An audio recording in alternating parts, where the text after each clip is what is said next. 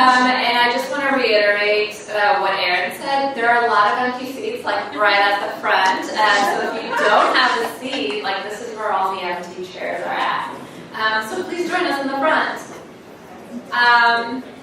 So welcome. I'm really excited to speak for a little bit on behalf of Women Who Code Portland. We're going to start just by telling you a little bit about our organization, what we do in Portland, before diving into our panel tonight. So Women Who Code is a global nonprofit dedicated to inspiring women to excel in technology careers. Has anyone been to a Women Who Code event in the past? Raise your hands. Woo! I like seeing all these hands up.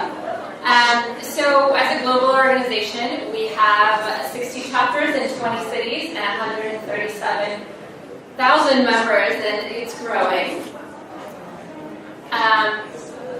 So we aim to empower women with the skills needed to advance their technical careers, provide them with a community of women who believe in the longevity of their careers, and use the power of our network to connect our members to life-changing opportunities. So to break that down, the way we do all this is we put on different events. And so we have networking nights like this event, which is an opportunity to connect our members to different companies in Portland and to new opportunities, while also showcasing women as speakers, as panelists, and as subject matter experts. We do technical workshops and study nights to teach our members new skills and to enable people to work on site projects. We just had a few months ago our IoT hackathon, which is the idea is to introduce people to hardware and to give people like a side project to work on. We have community events where we're aiming to build networking, to build connections, and enable mentorship. We previously had a 7-week PDX Empower mentorship program, and that is coming back later this year. We also offer free and discounted tickets to conferences, and we have a Slack and newsletter to connect our members to each other and to awesome opportunities. So more specifically in Portland, these are some of the events that we've had sort of in each category and some of the events that we also have coming up.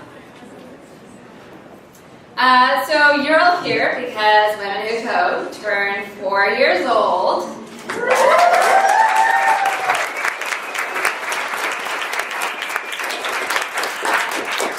Yeah, time flies. Women Who Code Portland was founded on June 10th, 2014. And in those short 4 years, we've gotten up to 2,700 members. Tonight is our 280th event that we have organized.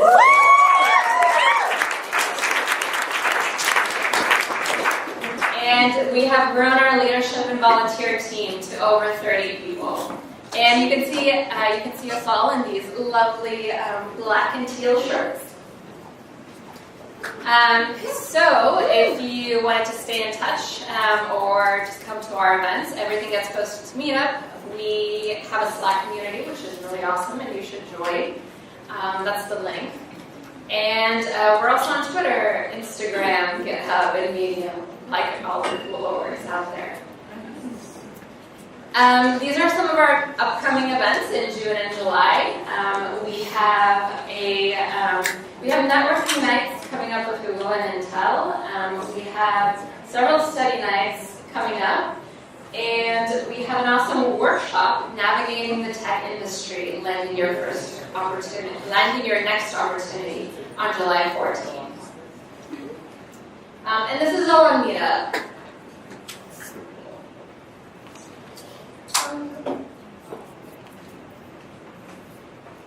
Try to go to the next slide. Okay, and so now I'd like to welcome everyone to the front, everyone who's on the Women Who Code Portland team to the front. I'd like everyone to introduce themselves. So come on up, don't be shy.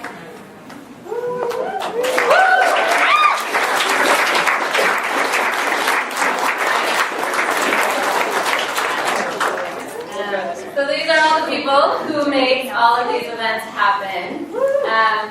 name is Katarina. I'm one of the directors. I'm Alia. I'm one of the algorithm study leads. I'm Chuyen. I'm one of the design leads. I'm Mickey. I'm one of the evangelists. I'm Margaret. I'm one of the Slack moderators. I'm Haley JavaScript co-lead. I'm Richa. I'm one of the directors. I'm Patricia Posey, and I'm the community engagement lead. I'm Alex. I'm the volunteer coordinator. Trisha. I'm the DevOps lead. I'm Kat, and I'm on the web development team. Hey, I'm Molly, and I'm a design lead. I'm April, and I'm a project manager. Hi, I'm Amy, and I'm on the design and development team. Hi, I'm Meryl, and I help out wherever I can. Hi, I'm Stacy, and I'm a Slack parent. I'm Hannah, and I support events. I'm Michelle. I'm an open source co-lead, and I play the project for the night.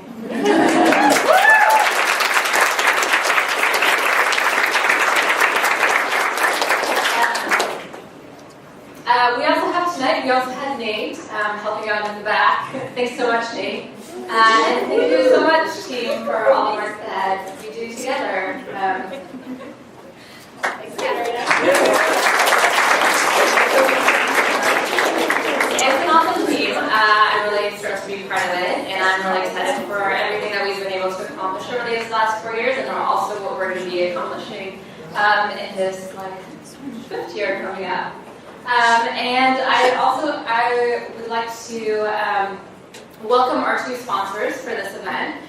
We couldn't put on this kind of event with so much food and cupcakes and giveaways if we didn't have the support of very generous companies, and we have two sponsors for this event. I'm going to introduce Erin from New Relic.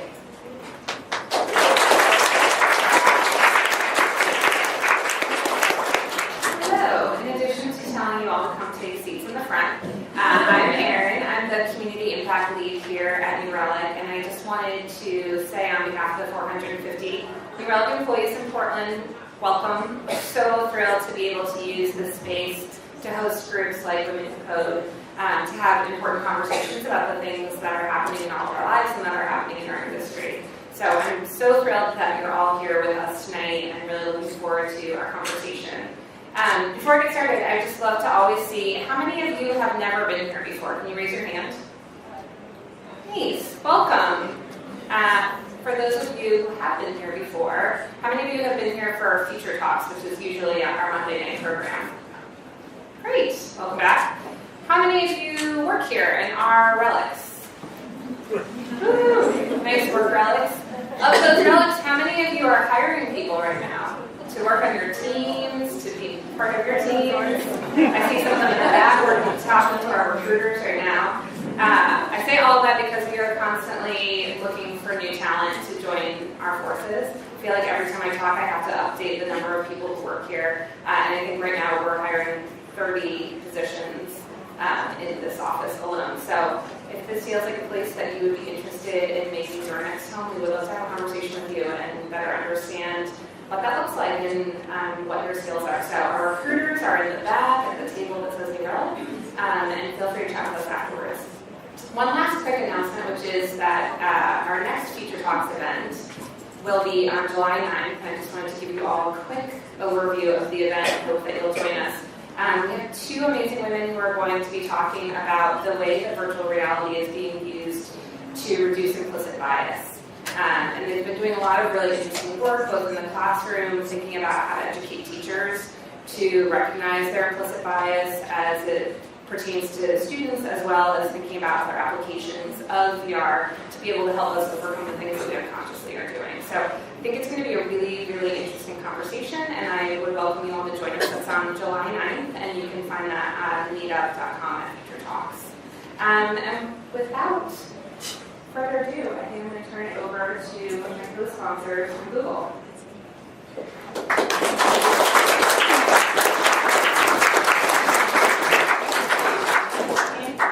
Can you hear me okay? Okay, cool.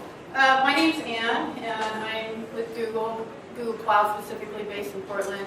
I think a lot of people don't know that Google actually has an office in Portland, and it's right across the street on 6th. There's about 60 Googlers here, but we are hiring Google Cloud especially, and not all the jobs are posted that say Portland, but there's a lot of like satellite employees. There's also Google Wi-Fi, Google Home, and various things in the office. So I know there's a couple Googlers over here and over there. You can raise your hands. You want to talk to us later? We do search engine stuff too. Yeah, I'm happy to be here. Thanks.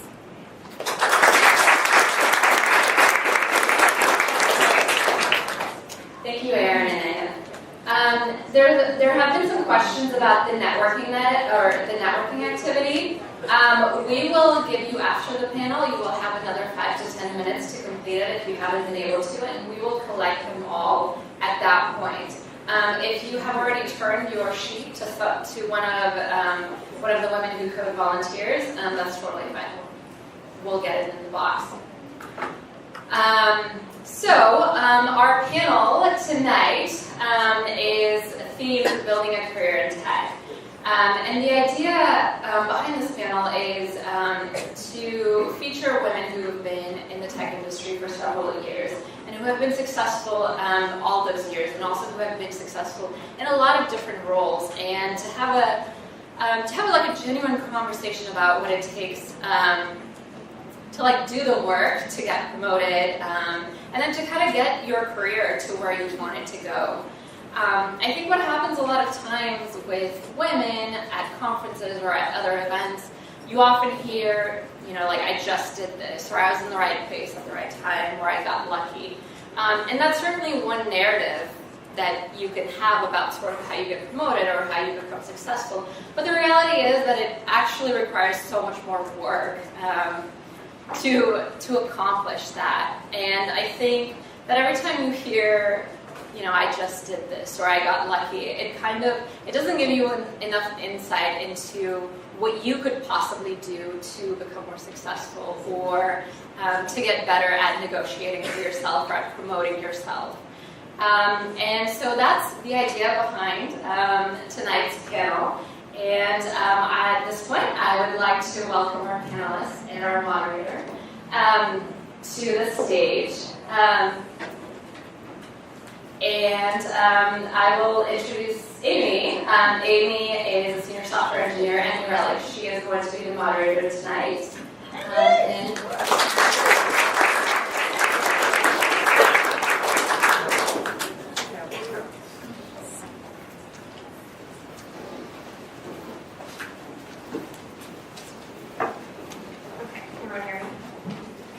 I'd like to thank everyone for coming and for this awesome panel of very successful women for joining us. And like Carrie said, I want to focus on actions we can take to help kind of move our careers forward.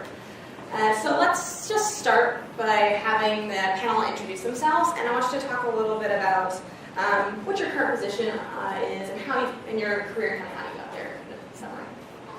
Would you mind starting, Jitsi? Hi, everybody. I'm Jitsi Omin, and I work at Cascade as Cascade Energy as a principal software engineer. Getting my words mixed up here. I've been there about close to 5 years, and we're a company about 150, and we're hiring. So one of the ways that I got to where I am, I have to say, is curiosity. To give a small background of what I mean by that is I started out as a technical writer when I was doing my master's in electrical engineering, so to start my career in the tech industry.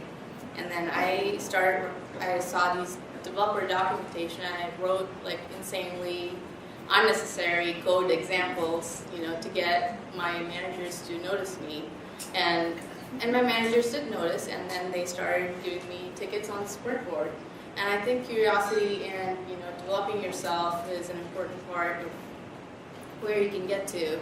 Also, finding good mentors and networking. And I don't want to discount this fact. We already mentioned it. You can get to a place sooner because of privilege. But when you get to that place sooner, remember to be good mentors to people around us and level that playing field for equity. Sure. So I'm at Google. My role at Google, I'm the regional practice lead for security for our professional services organization. I've only been at Google for 6 months. Prior to Google, I spent 14 years at Nike. I started out at Nike as a Unix sysadmin, and that eventually turned into DevOps. And then this cloud thing started coming. And I saw some opportunity there. And at Nike at the time, it was kind of get the seat at the table sort of thing. They weren't really talking to people in my role. So I did a stretch assignment as an architect, and I became a cloud architect about 6 years ago, moved into a principal architect role, and did that until I quit Nike. I guess the last 2 years at Nike, I was in security architect. So I think for me, changing jobs, it was kind of, some of it was the progression of the role, going from sysadmin to DevOps and then to architecture. And then the architecture role, I was focused a lot on infrastructure networking, and it touched security. And then security just really started kind of blowing up a lot. We would have all these incidents, and I just found that to be really interesting and kind of moved into that. And doing a little bit similar, but a little bit different because I'm helping build out the practice at Google. So yeah, it's been an interesting journey. So I'm Lori Whalen, and I currently work at Ampere Computing. I've been there for 2.5 months. My previous job was I had just ended up for an Intel 24 years. And where did I start? I actually started not knowing what I wanted to do. I ended up graduating from college, computer science degree, had no clue what I wanted to do. So I just went off and explored Europe for a while, and then came back, and on your sheet I was the person that had a tech support job. So I did start out in Central Point, and then moved in my career, and you just always have to look for things, and I always have looked for things that, where do I want to go next? And a lot of times, in my young career, I actually didn't know what next was, or even the opportunities that existed. But I always have found that connecting with people and networking people, usually you find it. And when you connect with them and they find out what you do, to me, it just gives you more and more opportunities. And when I eventually got into Intel, is when Linux was first starting out. And I remember going into the Linux group going, hey, we're going to stop doing Windows and now we're going to go Linux, and scratching our heads. And it was like, I did Unix in college, and sure, I can do this. But always kind of just having that, hey, yeah, I could just go figure this out type of attitude. But again, really connecting with people that will help expand your level of knowledge. I mean, I had points in my career where I was actually probably too scared to talk to people. And I remember the first one-on-one I had with my manager at Intel, for example, and I just looked at her and I'm like, why are we talking? But, you learn, right? And you learn that people can help you and they will help you if you really just ask. I have a lot of people that reach out to me. And I'm always, hey, yeah, I can always talk, right? I can always try to figure out, help somebody, and I've always found those people, along the lines with me. But as Linux started growing up and I started getting out of doing, programming and more into, hey, I've always liked quality assurance, and I became a QA lead and then a manager. Then I started looking at, hey, what does a manager really do, right? We can, how do you take a pretty significant organization and keep them healthy, right? What is org health? And I really have gotten a strong interest in organizational health practices. And then some of the other things about, getting into management, and then one day getting a VP title at Intel is like, okay, well now what does that mean? I can make decisions that could impact our stock price. I don't know, right? So I had to go around and within my network and talk to people, and it's just like, what does this really mean, right? And it is driving an organization, keeping them healthy, aligning to corporate goals, setting strategy. How do you know you're going to be successful in 6 months? How do you know you're going to be ahead of the competition in 2 years from now? And learning how to work with other people within a very senior staff was something that I learned how to do, because you couldn't know it all. There's too many technical domains out there. And ended up retiring from Intel, formally retired, and then 2 weeks later started a new gig with a different architecture. ARM servers. Hi, I'm Neha. I'm a senior product manager here at New Relic. I started off as an engineer. I graduated with computer science from college and actually started on Wall Street as an IT analyst, so I used to write Java code. Did that for around 3.5, 4 years, and I wanted to move to a software company, so I moved to the Bay Area. I worked at a company called Wipco Software. Graduated from a junior engineer on the team to being a principal engineer in 4 years. And at that point, I'd been coding for around 8 years, and I was like, hey, so when I was on Wall Street, I used to interact a lot with our customers who were basically traders who were using the applications that we were writing. So I sort of missed that aspect of my job working for a pure software company. And so I wanted to do something that was a nice mix of, engineering, utilizing my engineering background, but also would give me the exposure of like talking to customers and talking to people who use our product and get a sense for what we are building, why we are building. So I was really curious to learn all of that. So I decided to dabble with something else, and I happened to see that New Relic was hiring for a technical marketing engineer. I was like, that job sounds interesting. I had not done any marketing in the past, so I wanted to apply for the job, but I didn't think I was qualified enough. So for the next 2 months, what I did as an engineer in my job was be diligent about asking my manager to be on customer calls, helping support, putting myself out there for any customer conversation. That sort of gave me, the skills back of like interacting with the customers and understanding the problem. And 2 months later, I saw the job posting was still open. I'm like, okay, here's my chance. So I applied, and I got a job as a technical marketing engineer. Did that for a little bit. I also dabbled a little bit in product marketing, but I realized I was going too far away from technology, and so I started looking out, and New Relic was looking for a product manager who had the skills of an engineer but understood the market, had spoken to the customer. So saw the job, and I was like, hey, I want to apply for this. I feel like I'll do a great job, and it will help me bring me back to closer to technology. So I applied for the job, and I've been a product manager for 1.5 years now. So loving it. Great. I actually really like that you talk about how you kind of did some research and intentionally built up some experience before going to your next position. I'd actually like to ask the rest of the panelists about that. How did you end up in either your current position or a position maybe that you felt was kind of a turning point for you? Did you request more responsibility? Did you ask for a promotion? Did you kind of plan out your next steps and do a little research?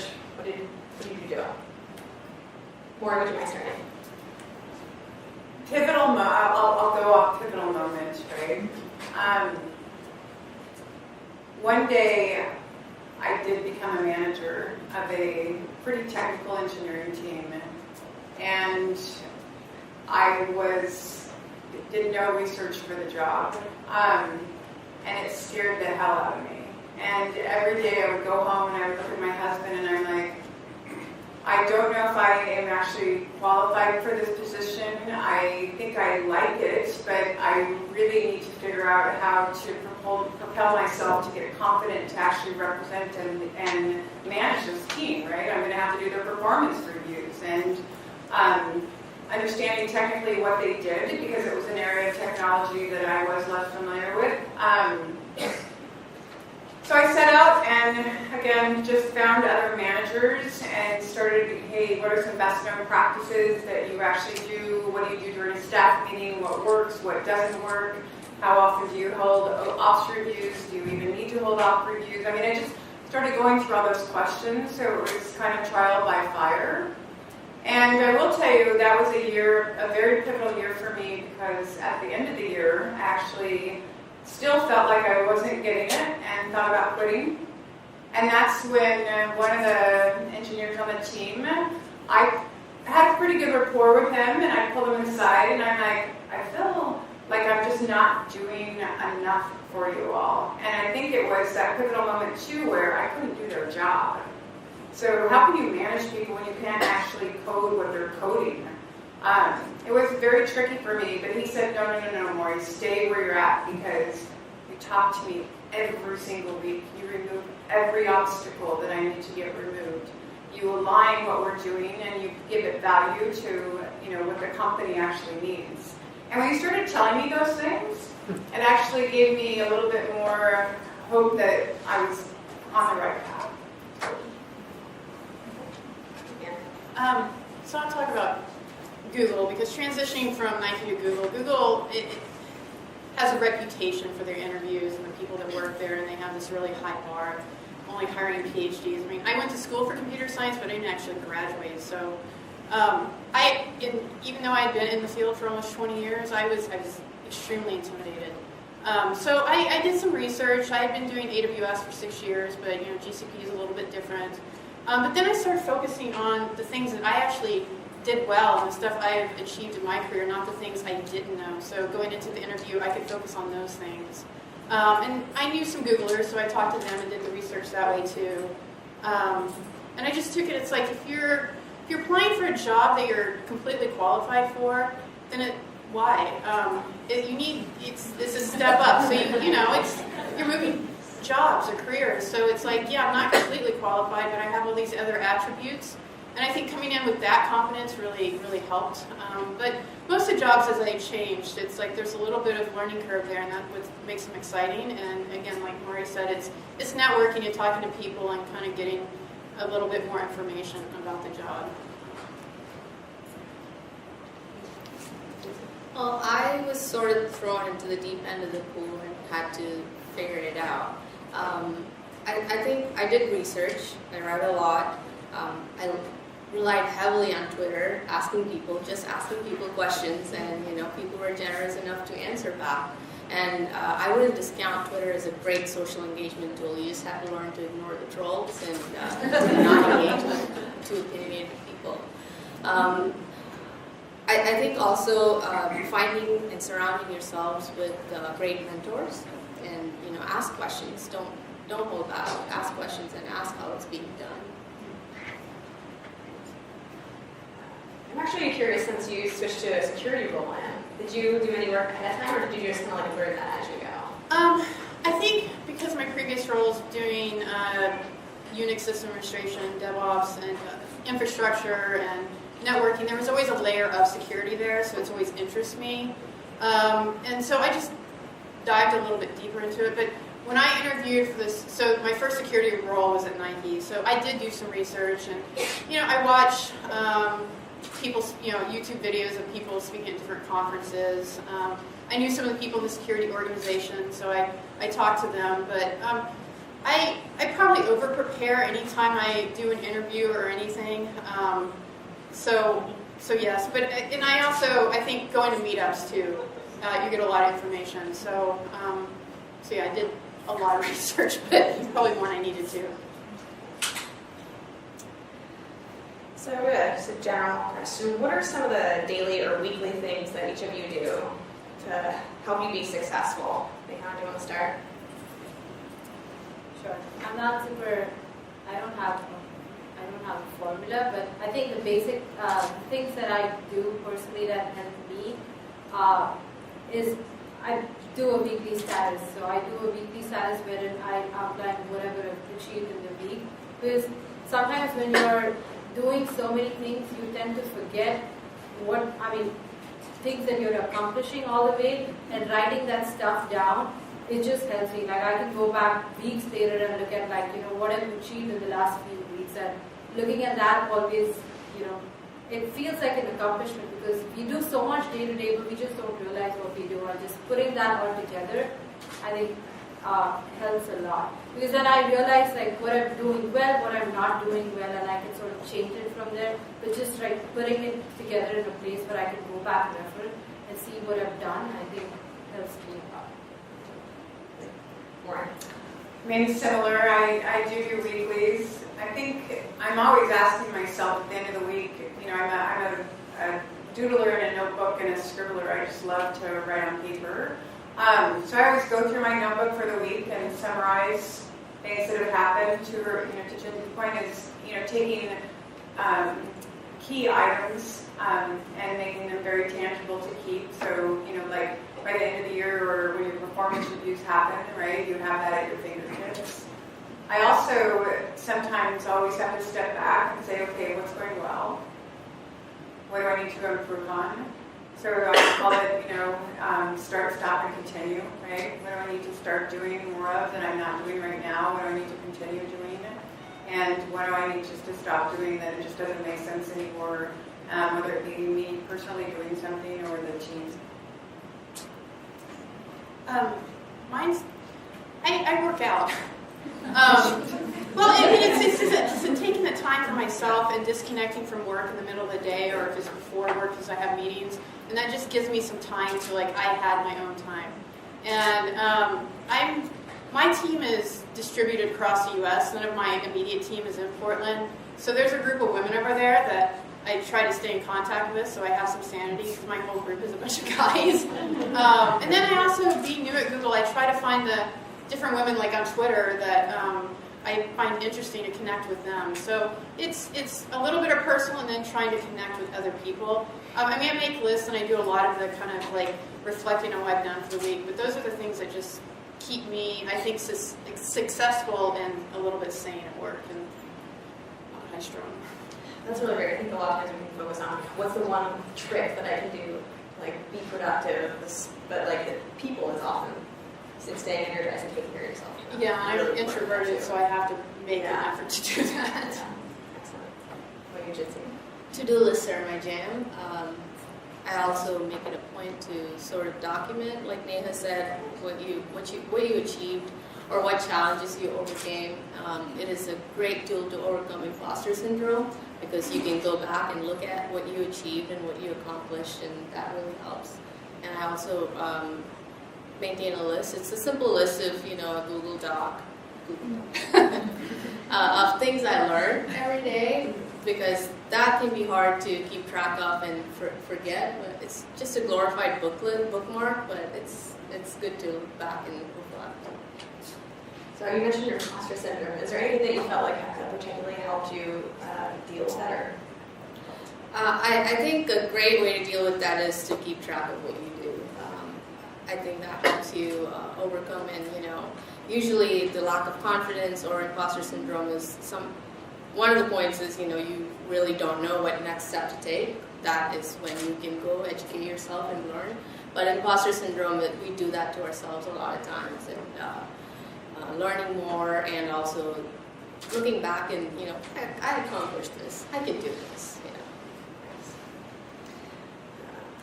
So how do you know when you're ready to change either your job or your role within your current company?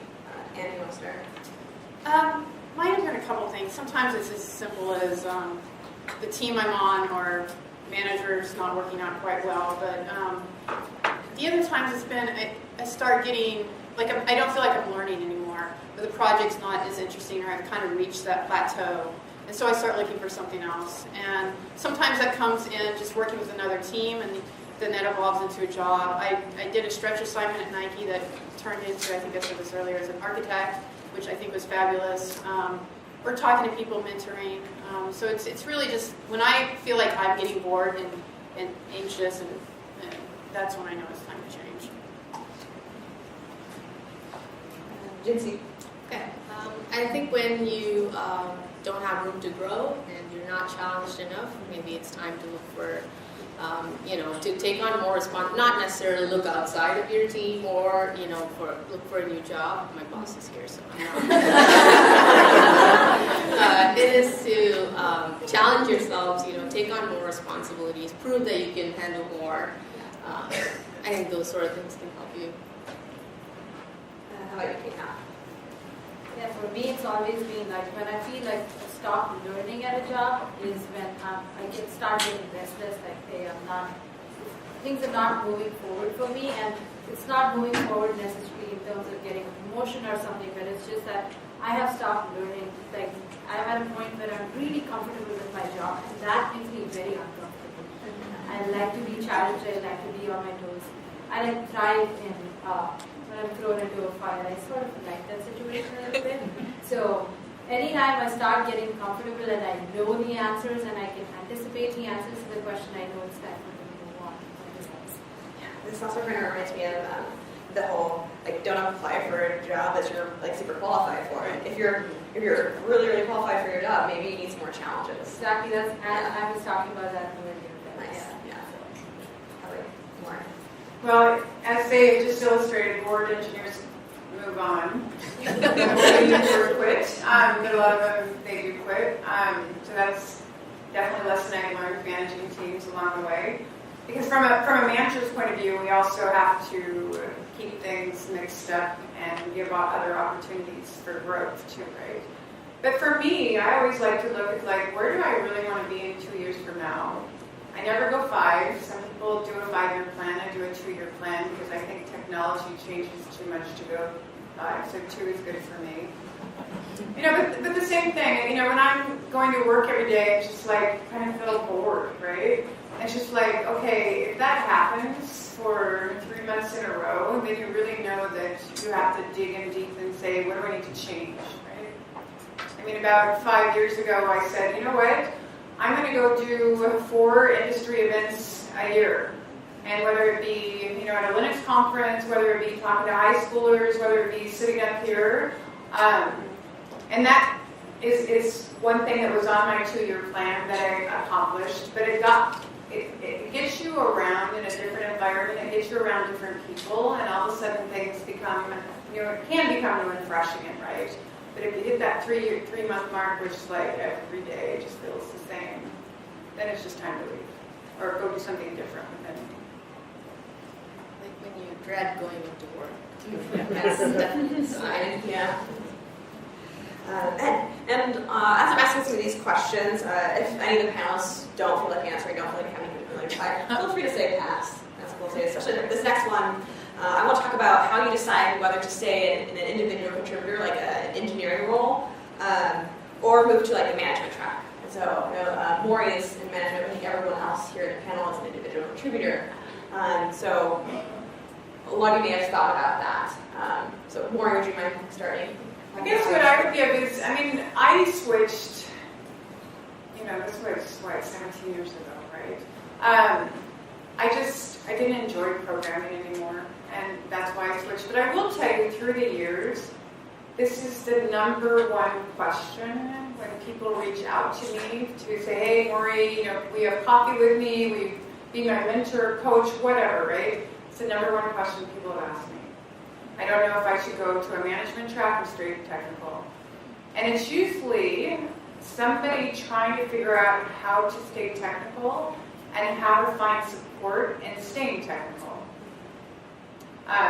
So it is literally the number one question people ask me. And I have found varying degrees of support for people trying to stay technical and grow in their careers, as a lot of managers don't know how to grow technical leaders. It's just something that I've seen over and over again. So I always, you know, feel somewhat fortunate from the Linux point of view. There is a whole community of very active mentorship areas that people can take advantage of, and always try to connect people. But again, number one question, and I think management needs to work on it more.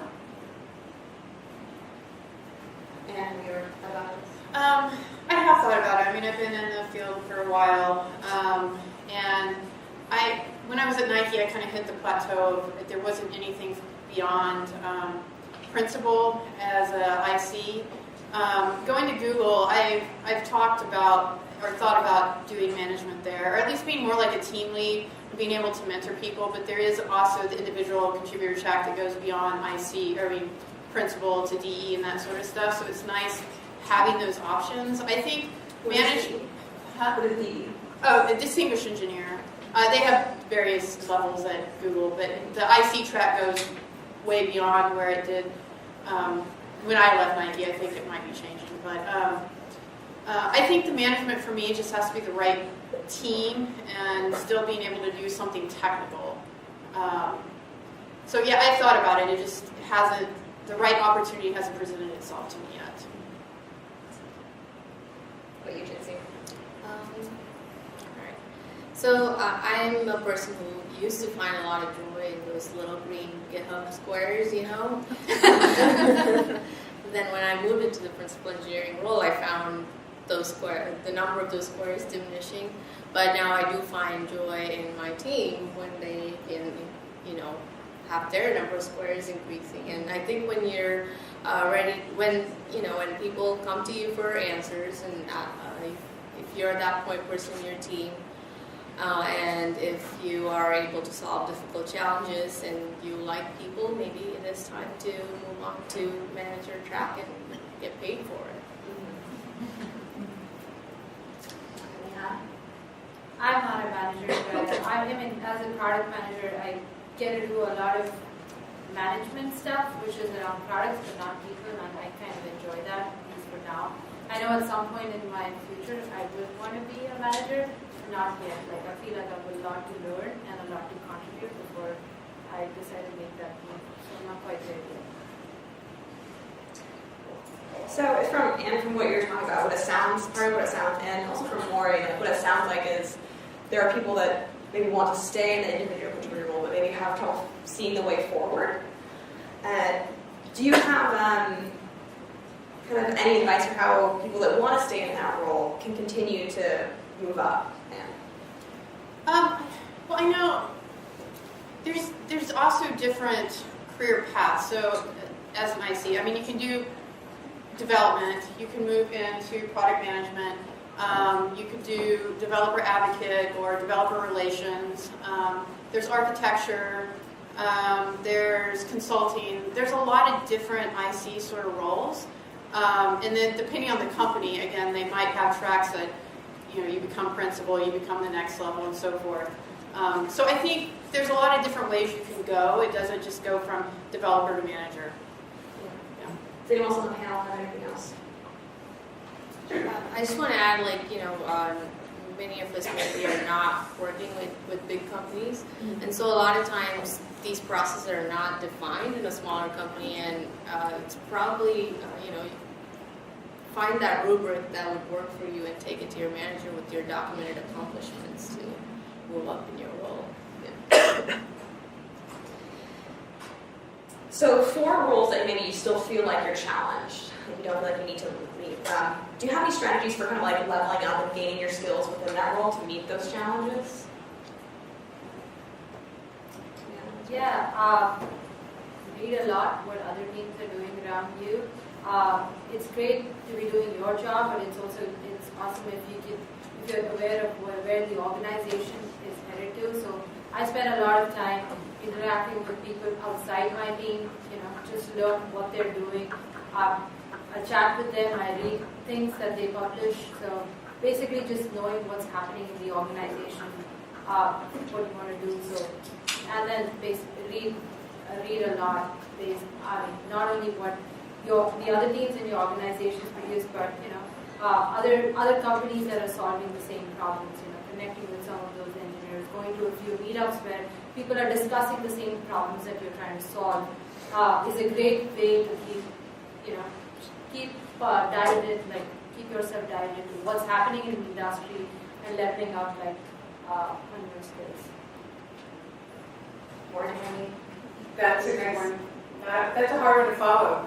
So those are all excellent points. I think, you know, at some point too, you just realize, hey, I can't know it all. And you have to accept that, right? Your mental capacity is just, and your passion for what you actually want to keep going toward is only so large, right?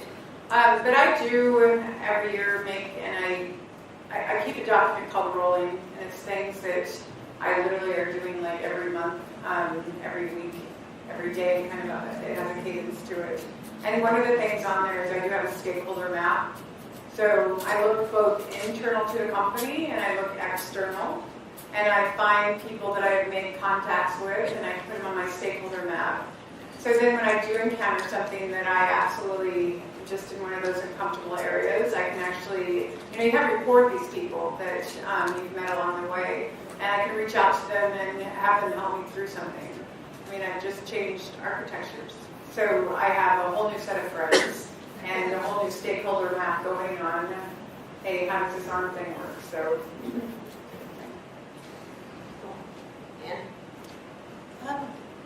Don't have a lot more to add. I mean, there's, if you're fortunate enough that your company sends you to conferences, those are a good way to keep up to date on things. Following different people you've said on Twitter, watching videos, all that kind of stuff. So, yeah. Anything to add, Jesse? No, I think that pretty much covers Cool. it. Excellent. So how about, what do each of you consider your greatest career achievements so far? Jesse, do you want to start? I'm going to give a really flaky answer to this one because I think career achievements are a moving target and they should be celebrate small victories. I think I am who I am as a sum total of all the achievements that I've had throughout my career. And now, what do you consider your greatest achievement? I think for me, it was transitioning from an engineer into a marketing role where I had not done anything. Like, I had no idea what a marketing funnel was. I had no idea how do you increase awareness and the terms thrown around like organic search, inorganic search, what ads you. I had no idea when I was thrown into the world of marketing. And I learned and I managed to do it really well. So I think that I consider it as a personal accomplishment. Because as an engineer, I was always involved in how do I solve this problem, and I had to abstract from that and look at the broader customer base and why are we solving this problem? Why are customers buying my product? So to make that transition and then be effective at my job as a product marketer, I think for me personally I consider it as one of my biggest accomplishments. Warren, what's your greatest achievement? I mean, once when I was at a conference and they had to figure out, hey, what do you want your legacy to be? And that's when you really start thinking, oh, what have I done, right? But I think when I have received feedback from people that I have had in my teams throughout the years, and get the very positive feedback where it's like, Maureen, you're always fair. That is something that I want my legacy to be, and I enjoy hearing that kind of feedback, that I was a very fair, consistent manager, because I think people deserve to be treated that way. There are definitely some milestones that I've accomplished in projects. I think I, at one point, got my team an Intel Quality Award, and that's really about embodying the values and the best known methods and making sure that you are an industry leader in what you're trying to do. It was an award that was worked on for 6 months. So I have a strong passion for organizational health and making sure that organizations are run very healthily. So that was something that I would leave in my legacy too. Nice. It's fairly simple. I mean, I've done a lot, but as far as I think the greatest accomplishment is being a woman in tech for 20 years and not dropping out.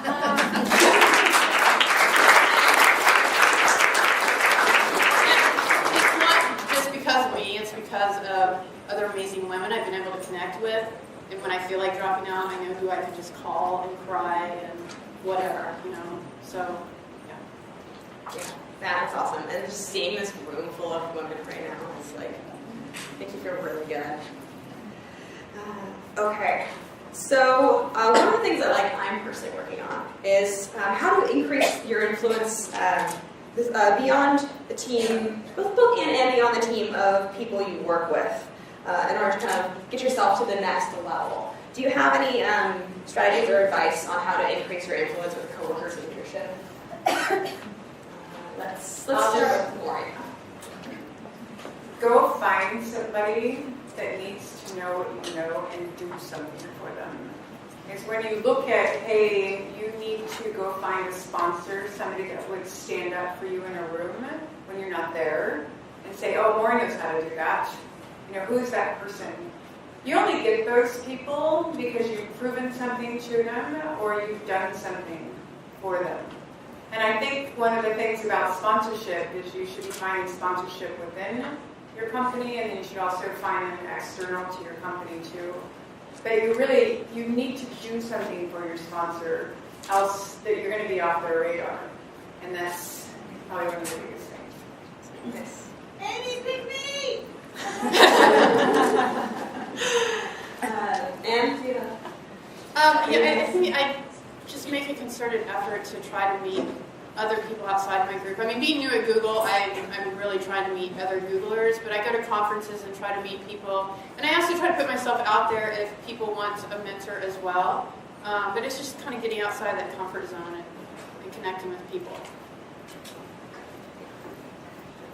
Jinsey? Just help people with authenticity, people have challenges, and when you meet them where they have challenges, and listen to them and help them with your heart. Cool. Neha?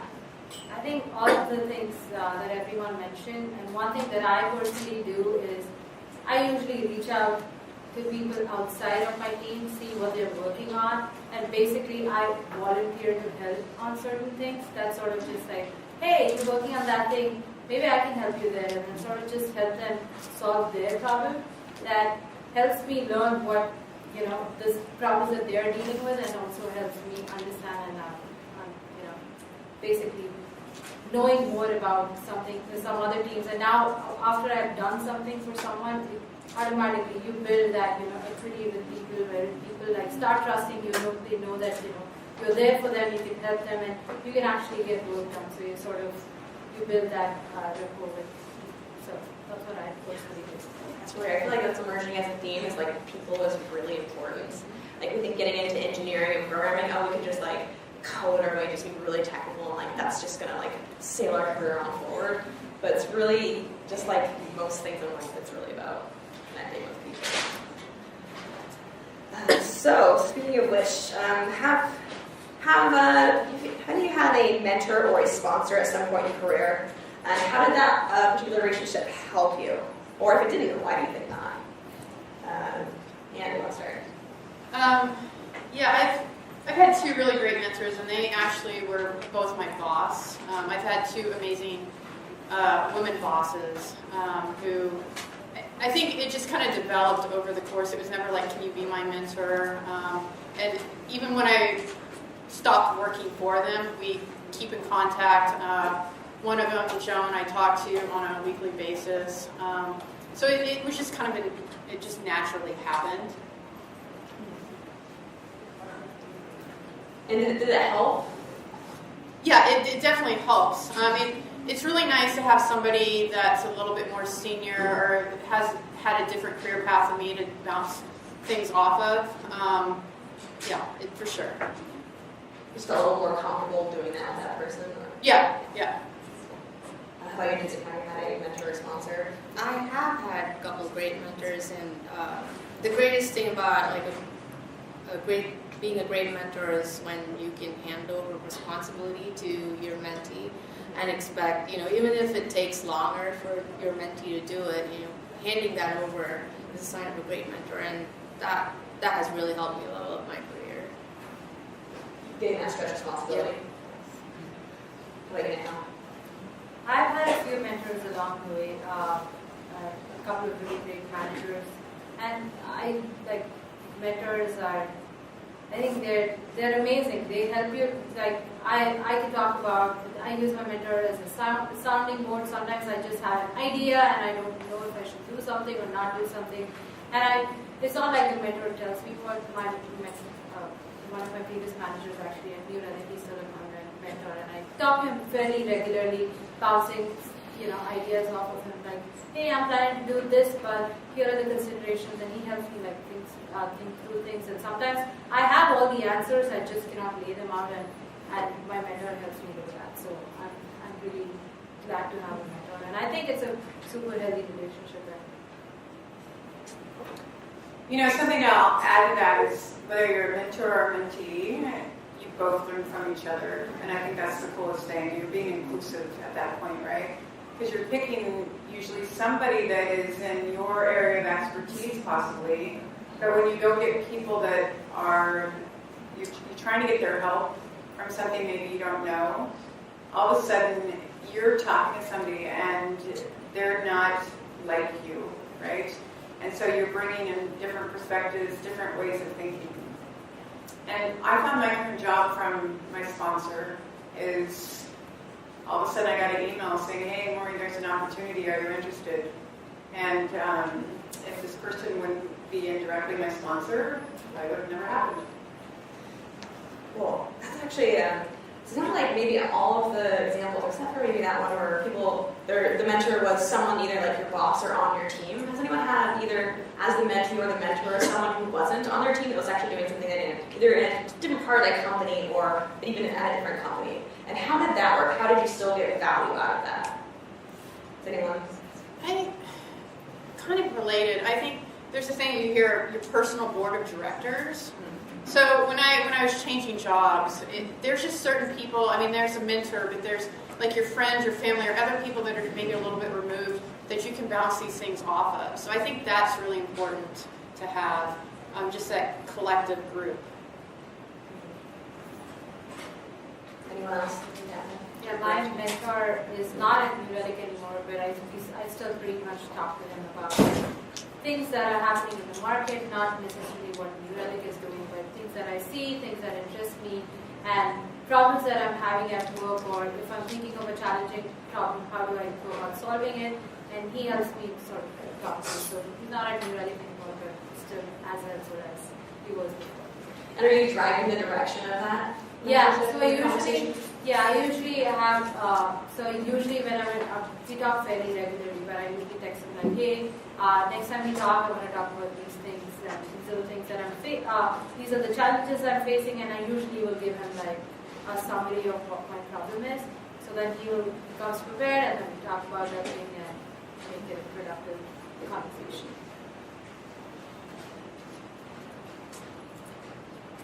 Okay, so I think we all know that networking is an important part of career building. If you're here, there's probably a good chance you realize that. That might be part of why you're here. What are your strategies in general for doing networking, building network and fostering those relationships? Well, one thing that I'll tell you that I've just started doing, so, brand new company, don't know anybody. I know the industry of, a certain part of the business, but definitely flipped into a different architecture and don't know any of the key players in that architecture. I have friended everybody on LinkedIn that happens to have something to do with this, and it's amazing how it's like, hi, I'm Lori, I just took this job at Antwerp Computing and here's what I'm doing. I don't know if our paths were up across, or maybe somebody had some, conversation like a presentation on YouTube that I watched, or an industry paper that I read, and I'll read it and say, hey, I liked your paper. I now have my new stakeholder map of people in the industry just from that amount of networking. It was just incredible to get that literally in 2.5 months. And I've now been on calls where somebody in the industry, somebody at a different company, I'll be on a call with them, they're like, oh, you're Maury, yeah, you LinkedIn me. And LinkedIn's not the end-all be-all, but it definitely worked. Cool. Yeah. I am similar at LinkedIn, Twitter, just finding people in your company. Just having one-on-ones with people, I think, helps. Showing some interest in what they've done, and also kind of talking about what you bring to the table. I think any tool that you can network with. Yeah, I think if your company sends you to conferences, that's a really great place to network, where you have that time devoted to networking and learning. And again, like I said before, don't discount Twitter. I know there's, some unpleasant conversations there, but still I think I've learned so much from people by just talking to them. And my direct messages are open if anybody wants to talk, I'm available as well. Great. That's nice. Yeah. Yeah, so in addition to what everyone said, I think there's a lot of great points. I attend a lot of meetups, so I go to meetups that are about monitoring, because I want not only am I interested about what other people are doing about monitoring, but that's a great place for to meet new people who are in different organizations, solving similar problems or facing similar problems, and networking, and using that as a networking. Cool. So it's when you're looking for your next job, how do you choose to work at a large or a smaller company? Maureen, you recently went from a very large company to a much Very large company to a very small company. I won't say that I was actually looking at size opposed to opportunity of the challenge and the excitement of going off and learning something new and being able to drive in an industry that I like a lot, and I have a lot of passion for both operating system development, firmware development, server side. So all that was extremely exciting to me. But I think one of the things I was really looking for was what kind of leadership do I want to work with? And who am I going to actually learn from as part of that leadership? And that helped propel this decision. But yeah, going from a very large company, you know, some of the things that I no longer have is you think, oh, I'm going to go off and do something, and then I'm going to have this other team help me, and then you turn around and that other team's not there. So you kind of go, okay, I'll just do it. Or it makes you reach out even more and be, you know, slightly creative on trying to figure out who is within your network that you're 2.5 months at this company, and who do you know that can help you figure it out. So, but I was looking for, you know, what leadership is going to challenge me. And have you thought about this? I've thought about it, but I'm not sure I'm a good resource. I've only worked at large companies, Nike, Cisco, and Google. So. Jinxie? I've actually never worked for a large company. Mid-size has been the largest I've been. I feel like, you know, when it's that size, the effect and the value and what you provide is very tangible and visible.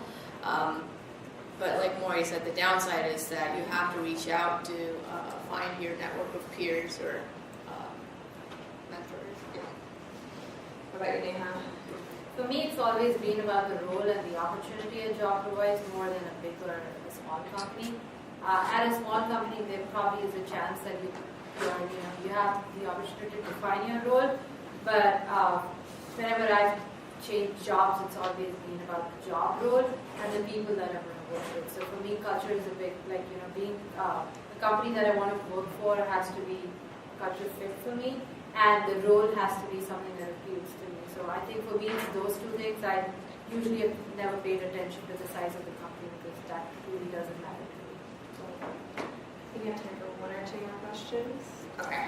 So what's the one thing that you wish you would have known, or that you could tell yourself in your early years of your career? Neha. I'm still in the early stages of my career. But it took me 8 years to realize that, hey, I could go off and explore other things. Until then, I was like too scared, too shy to look outside my comfort zone. So I was a Java developer, and I did that for 8 years. And I just didn't think that, you know, I was like we were talking about, that I was qualified enough to look for something outside of the scope of work that I was responsible for. I wish I had, you know, I wish I could go back and tell myself, like, hey, don't be scared of trying something that you haven't, and it's okay if you don't know, apply for a job, even if you're not completely fully qualified for it. Just go, at least try. At least if you try and fail, you learn something. But if you don't try, you never know. So that's the only thing I go back and tell myself. Maureen? I would add what people up here are talking about. I was not a good networker when I started my career. In fact, I was that person that just worked in their cube. And you quickly realize that you can stay in your cube and work, but if nobody knows what you're doing, or you don't share your technology or your work with other people, it has less value. And so just that whole networking aspect, I wish I would have done more earlier in my career. I'm not one of the guys. So early on, I mean, even now, even in security, it's a lot of guys. Try to fit in, try to do what they were doing. I'm not, and just, you know, being myself more. Jinxie? So I would tell my younger self, or beginning my career, to be fearless and be bold. Because one of my first, when I joined Cascade, during my one-on-ones, my first things my manager told me was, "You're really quiet," So I realized that I had a lot to offer and I should speak up because I have to be in charge of my career. And the other thing that I would tell myself is that technical skill is important, but professional skills are way important. A lot of times we talk about soft skills in our industry, and that's like a second skill that you develop over time, but those are just as important as developing your technical skills. Nice. So I think that's all the time that we have for questions. It's been a really privilege to have all these amazing women share their insights with us. So let's just give them a round of applause.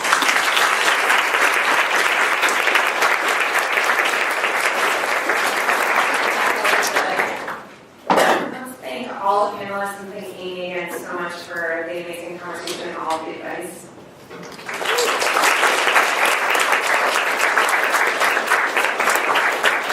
And then before we're going, I'm going to hand it back to Katarina for a few last closing remarks. Excellent. Well, thank you so much once again to the panelists. Can we get another round of applause for them?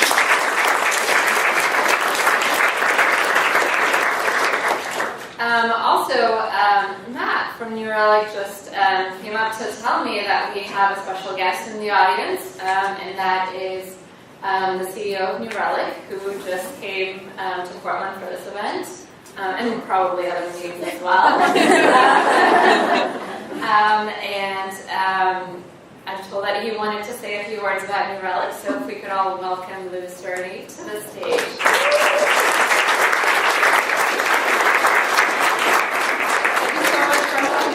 Thank you all.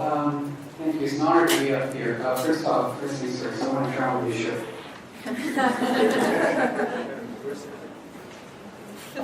All right. How's it look? Perfect. All right.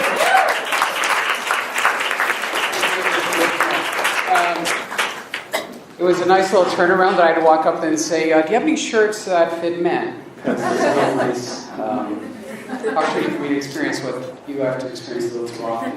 I just arrived. My hometown is Austin, Texas, but the first thing I did after I threw my luggage in the hotel was I zipped right over here, and I was thrilled to see all these incredible women that do amazing things in tech. I want to share that it's a deeply important thing to me and to our company that we do more to support you all to achieve your full potential. Not only is it the right thing to do, I see it as an immense competitive advantage for our company. We're a public company and we have to think about our shareholders. I know we're doing our shareholders immense good by attracting and promoting incredible women, including two that you have here leading and participating in our panel. I'm personally working on a very important project that we think of as the next 10 years of New Relic. I can't resist getting really close to technology, even though my job is to lead the whole company.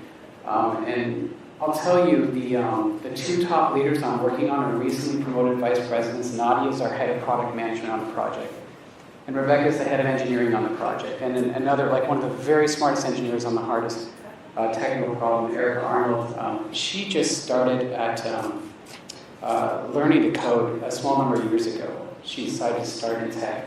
Now she is tackling some of the hardest problems in the company. So I'm not saying we're done with that at our company. We have a long way to go in our company. We have a long way to go in this industry, but know that it's important to us.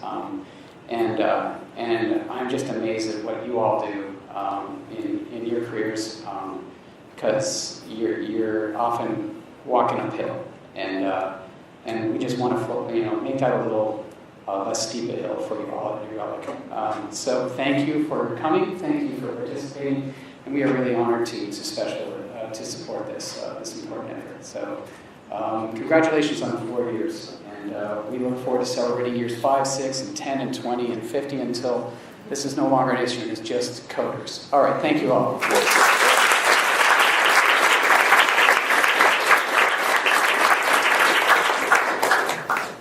It's funny that you said that, because we've been at New Relic celebrating our previous anniversaries, the first. New Relic sponsored our second, and then we were here for our third.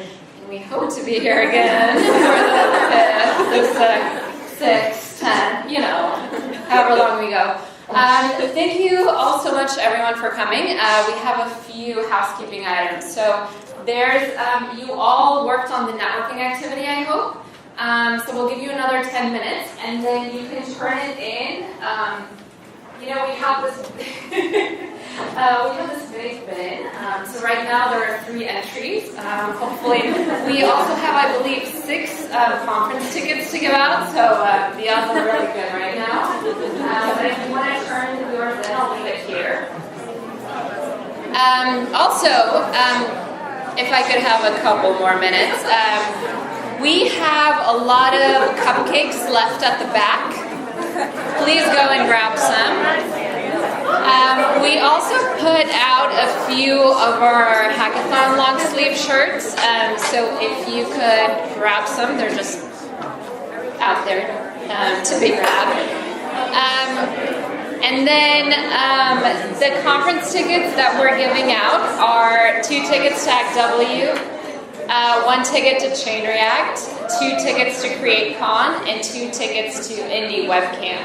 And just, we're going to have one more speaker, and he's just going to quickly, in 15 seconds to 20 seconds, going to tell us a little bit about one of the conferences you might not be too familiar with, CreateCon.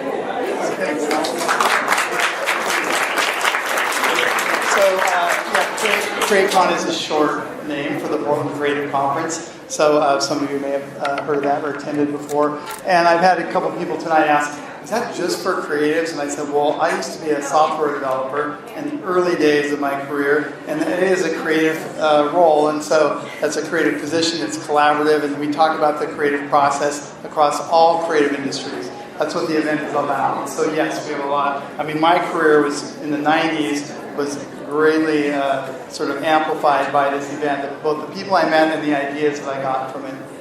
So we talk about the creative process across creative industries. We'll give away 2 tickets. It's Friday, September 28th at the Girding Theater. And I'm just going to list a few of the speakers we have, because Kiki Wolfkill, who not only has like the best name ever, but she's the studio head for the Halo video game franchise. She started out as a video game producer, and just is now leading that entire franchise, which is phenomenal. Ariane Sutner, who's a producer at Leica, was just nominated for an Academy Award for producing Kubo and the 2 Strings. Ramla Mohammed, who is a writer for ABC's the TV show Scandal, writer-producer. And Paige and Mackenzie and Mercedes Rose were 2 local women, mother-daughter, who created a YouTube series that became a book series that became a TV show deal. So some great speakers and some men too. Thank you very much. Thank you so much. We'll go eat some cupcakes, and I believe the bar is also still open. We'll have the raffle in about 10 minutes.